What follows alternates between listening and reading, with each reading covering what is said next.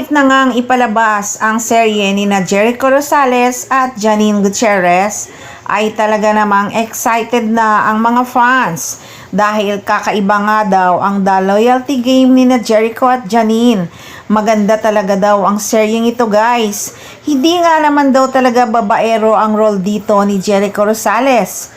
Sa sinasabi nilang may mga kabit-kabit nga daw yung story ng serye. At ayon nga sa chika, serial killer dito si Jericho Rosales. Wow, nakapag-asawa si Janine Gutierrez dito ng isang serial killer. Kaya maganda daw talaga ang seryeng ito. Aabangan naman talaga ito ng mga fans dahil first time nga ni Echo na maging serial killer sa isang project. Kaya talagang kakaiba ang story ng seryeng ito. Habang papalapit na nga itong ipalabas sa July 3 na, kaya sobrang excited na talaga ang madlang people, lalong-lalo na rin ang kanilang mga fans. At syempre, habang papalapit na ngang ipalabas ang seryeng The Loyalty Game, marami na namang buzzer ang kinukumpara na naman ang Ekonin sa ibang love team.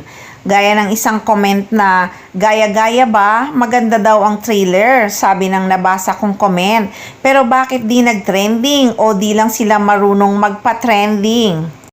Yes, tama ka. Hindi talaga sila nagpapa-trending na katulad ng ibang love team dyan na pakilig-kilig sa harap ng mga fans kaya nagtitrending. Professional kasi masyado ang Ekonin, hindi sila talaga marunong magpaasa-asa at magpakilig-kilig kunyari sa harap ng madlang people at mga fans. Trabaho lang sila ng trabaho at normal lang sila pagdating sa harap ng camera. Hindi katulad ng iba, pakilig-kilig ng fake. Sila lang naman ang gumagawa ng issue, lagi nilang kinukumpara ang Ekonin sa kanilang idolong love team. Samantalang ang mga fans nga ng Ekonin nakafocus lang talaga sa mga projects at mga ganap ni na Jericho Rosales at Janine Gutierrez.